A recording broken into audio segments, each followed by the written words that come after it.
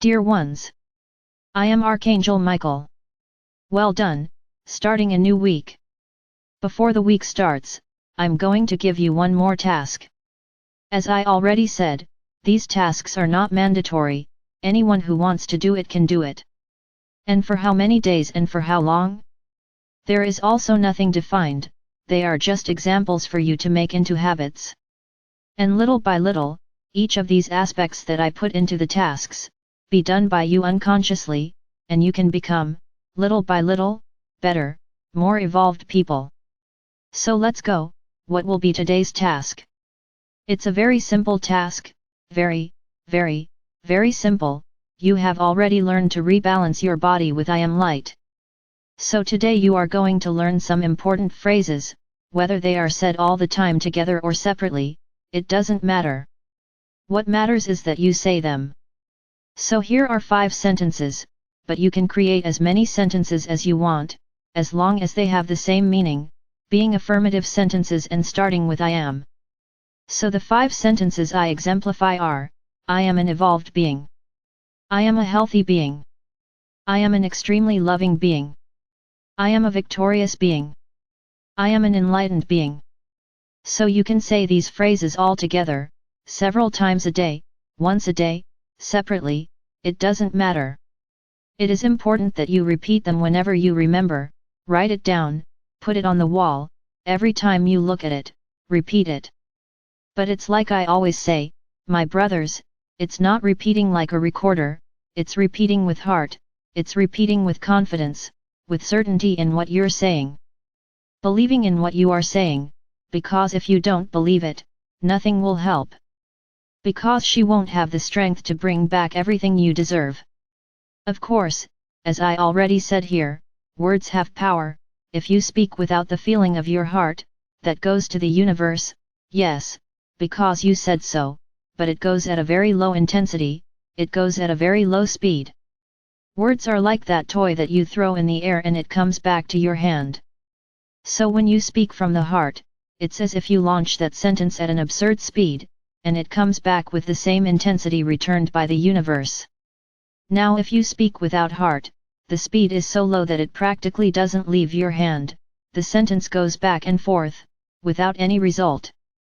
Because you didn't put in what is necessary, which is feeling, which is trust, which is believing. Thinking at the level of particles, as Sananda already explained, it is as if you spoke, but did not give the necessary magnetism to the words, so that they attract the result in the universe. So, they will attract very little and you will have almost no results.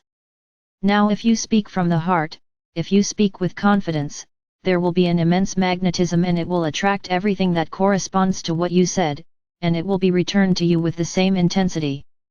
So wake up, but speak from the heart. Well, task done, week started. As I said last week, this week I will talk a little about the complementary texts of the letters of Christ.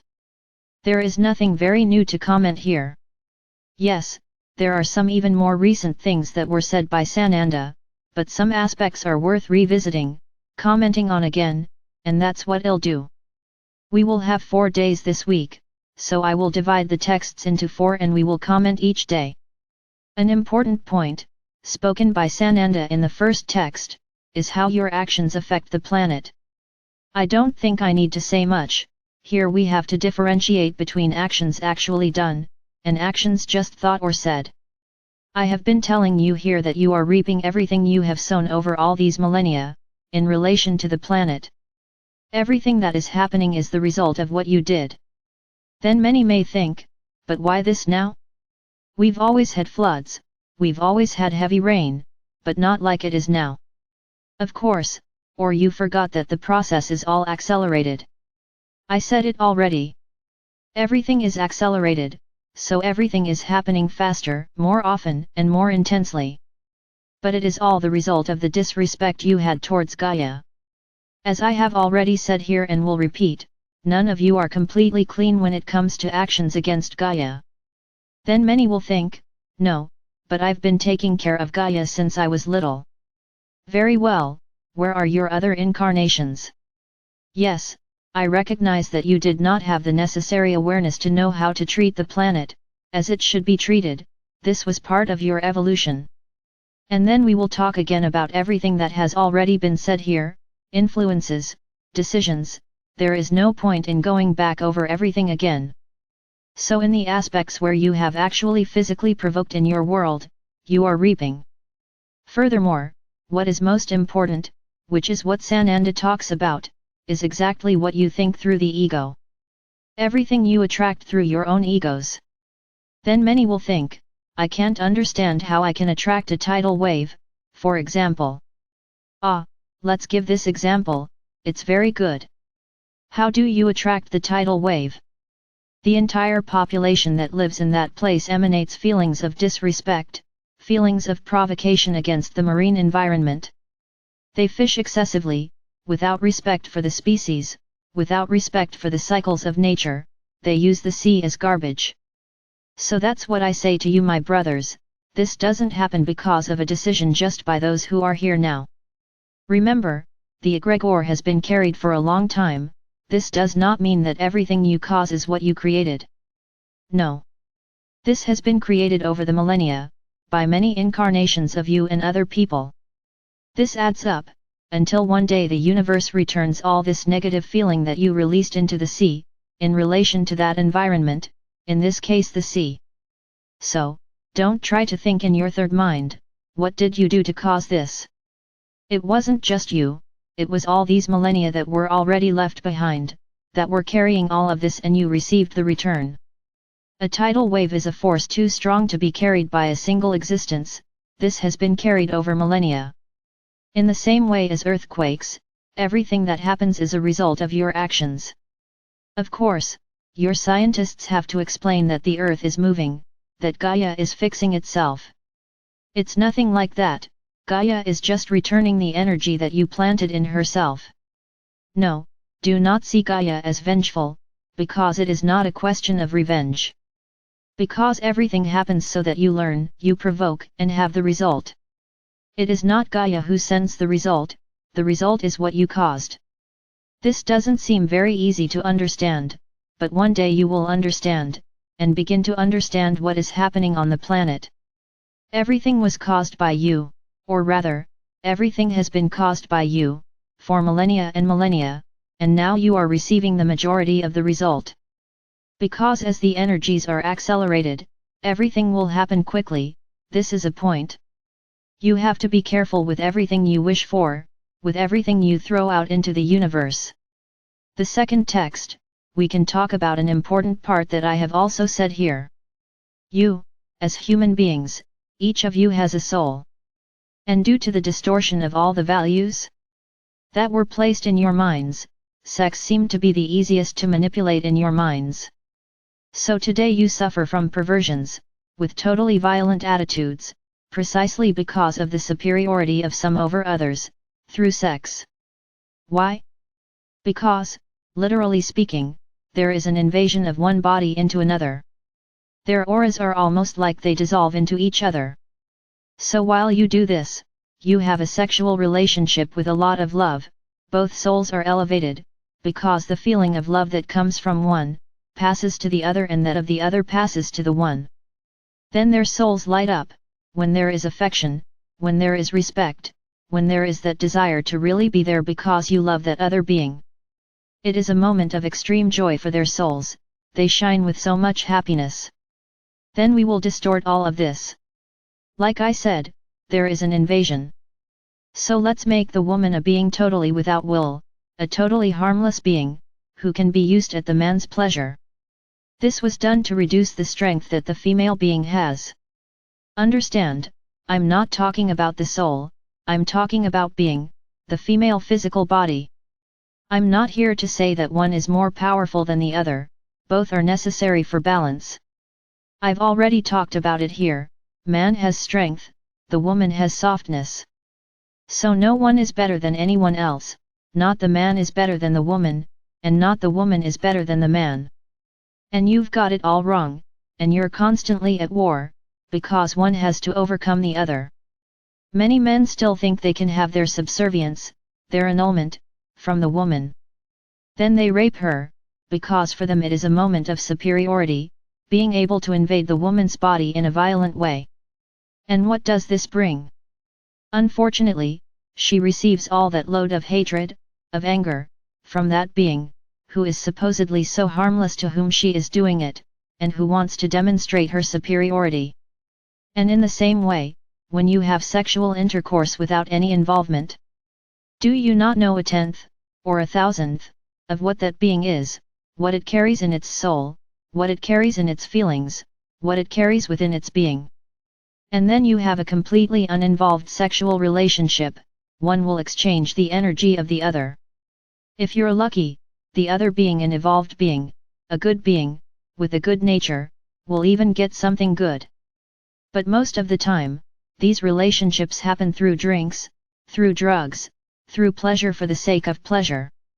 So the energy exchanged there is horrible, it is an energy of very low vibration, and you accumulate this in your bodies. There's no way not to do this, one invaded the other's body. It is not literally saying that the man invades the woman's body, not the woman also invades the man's body.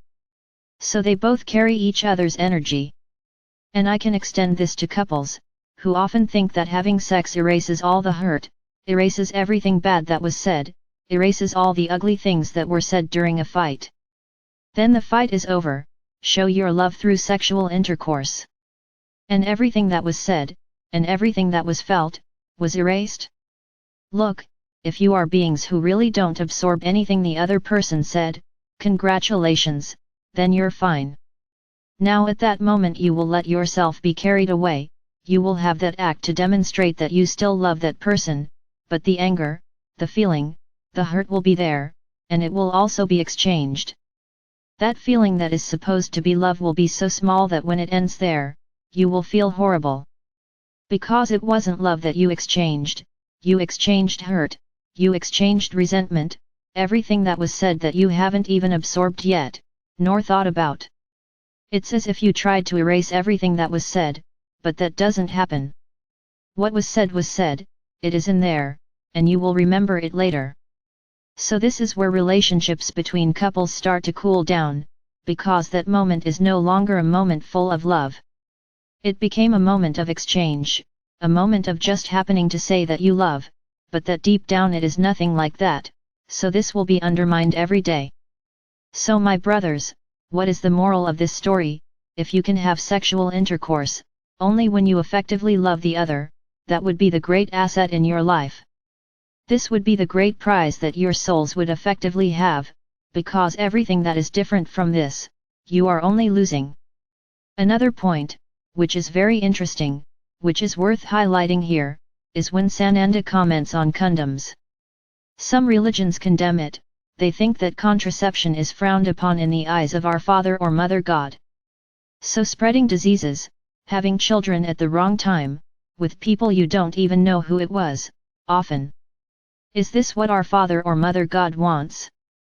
My brothers, what do you want? To have children to make them suffer? To have a miserable life? Because many even have the means to create, clap. But that child will often not even know who the father was, due to an oversight. Think about the child's future.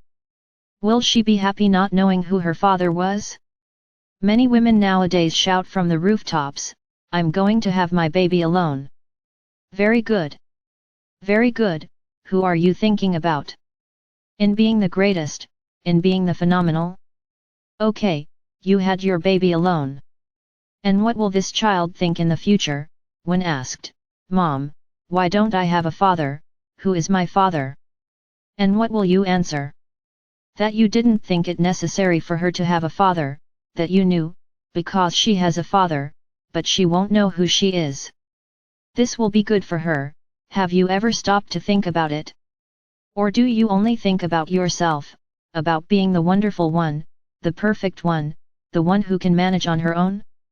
That's what I said, you are distorting everything in this war with men. Children have nothing to do with it. Every child needs a father and a mother. I'm not saying I need to live under the same roof, but the child has to know who the father is. Ah, the father is a bum, the father is this, the Father is that. It doesn't matter, it's the Father. So my brothers, be careful what you decide, be careful what you do. Children are not to blame for their mistakes. And that's what you do, you make children full of repression, full of trauma. Because by your decision, merely yours, she didn't ask for it. Did she ask? Did she ask to be born without a father? Did she ask to be born without ever knowing who the father was? And then I go back to talking about contraceptives. How irresponsible is it for you to think this is wrong? Apart from the diseases that you can catch, that spread in your environment, diseases that you created yourself. So, stop and think, my brothers, those who go forward, preach in churches, in services, in synagogues, in temples, it is a human, it is not a divine representative that is there, it is a human. He puts there what he understood, from the religious book, which was written by other men, from the divine word. So who said he is 100% right, where is that written? Do any of them have any document signed by our Father or Mother God that he would be a representative of his word? So, let's stop being that animal that lowers its head for everything. You have a conscience, you have a head, you have a brain, think, don't act based on other people's heads, think with your own conscience. You let yourself be led by the opinions of others. And then I ask, the one who goes ahead and says that contraceptives are wrong, if you get pregnant tomorrow, will it help you? Will he help you raise this child? Of course not. So stop and think with your own consciences. No one is a representative of the divine, there is a man, who was taught to repeat what someone understood, from the words that were said. Just that. What if he got it wrong? Poor you, if you follow exactly what he is saying. In text number 3, Sananda comments on the existence of a God. First, your religions imposed on you a vengeful God, a punitive God, where they always used the word, or rather, they always blamed everything bad that happened in their lives on the divine, for their own actions. So it was a way to keep them under control. Everything that exists, there is no machine connected to you, you are not connected to an outlet, so that you can live. Where does this force that keeps your body working come from? What keeps the animals functioning, all of nature functioning? Where does this all come from? From a divine force, which is within each one of you. When this spark goes out, you lose this physical body, your soul detaches from this clothing. So what keeps you alive is the divine spark. It's as if she were a big machine giving them energy to live. So how can we not believe that there is energy within each thing proportionally, to keep the entire universe alive? Everything comes from him, from the divine consciousness. So don't doubt that there is a much greater force, or you wouldn't stay alive all the time, you would have to recharge somewhere, because inside there would be a battery, if you didn't recharge yourself you would die. But nobody does that. You stay alive, breathing, your body's functioning, while you sleep. So it's not a conscious thing, either. Everything is prepared to work alone, without the interference of your brain, your conscience. So do not doubt that there is a much greater consciousness, that there is a much greater force and that you are part of this force. When we say that you are powerful, that if you believe, that if you really emanate into the universe what you desire, you have the ability to co-create, that's exactly why, because you have this divine spark within you. You just need to believe in what you want, you just need to constantly emanate to the universe what you want, and the universe will give it back to you. Because this is the law of action and reaction. So my brothers, do not doubt that there is something very strong that manages this entire universe, that manages everything that is within it. Don't try to imagine what this force is, don't try, because you don't have the basis to understand what it is, how it is, and for what purpose. All I need to do is tell you that you believe, that you have this divine force with all the power inside, you just need to want it. Our Father or Mother God gives power, in proportion to the size of the role of each of you, of each of us. If I have the power I have, it was He who proportionally gave me an immense spark, so that I can do everything I do. You are incarnated beings, so the spark is smaller, the power of each being in this universe is proportional to their divine spark. So yours is small, very small, compared to mine for example. But you all have this spark, regardless of the path you choose to follow, because it is what gives life, what gives you the energy to move forward. In the fourth text, Sananda comments on what you supposedly think you need to go through, that old concept of suffering. Because it was once said that Sananda, Christ, suffered on the cross to save you. So you have to suffer too, you have to have a painful life so that you can evolve. For those who don't suffer, that one is no good, he doesn't try hard for anything, everything is easy in his hands. Oh, that one over there can't be anything good, he must be a horrible person. Why? Why does he have the ability to attract everything he needs? Why does he have the ability to have a comfortable life? Why does he believe that he doesn't need to suffer to evolve? He is right, you are wrong. So when you have a problem, what do? You sink into it. I have a problem. And then you cry, you kick, you spend all your time focusing on the problem. Instead of thinking, asking the universe for a solution. Well, I have this universe problem. And then show me a solution, I want a solution. I will find the solution to this problem. Look at the difference. You didn't martyr yourself, you didn't wallow in the problem. It's just like you're standing on the edge of a mud hole, and then you have a problem, and what do? You sink into the mud to suffer, to have difficulty getting out of the problem, and then you keep trying there, you try, you cry, you scream, and you sink deeper and deeper into the mud. Because you are experiencing that problem, so you must be suffering a lot. Many times, you sink and stay there, they never get out of the problem, because he has sunk so deep that he can no longer get out, he has internalized the problem. And many don't, many are sitting on the edge with the problem in hand, and what do? They get up. Well, the problem is here, now I want a solution. And I will find that solution. And I know she will be good to me. Now you left that puddle of mud, you made another decision. Another practice that you have very common is anticipating problems. In the same way, oh, my marriage is bad. I think I'm going to break up. And then he gets into the mud puddle, and then he suffers, he starts crying. He cries every day in front of the other person, to see if it moves him. Self-love is there, deep in the mud. And you there, sinking deeper and deeper, suffering, martyring yourself, so that the other person will feel sorry. Because that's what he will have of you, pity. To see you all covered in mud, he will feel sorry, or she will feel sorry, for an anticipation. That's the worst. There was nothing, no one said anything, no one discussed or reached a conclusion. You found this and began to suffer. So, do you know what will happen? That other person will get tired of having such a dirty being by their side.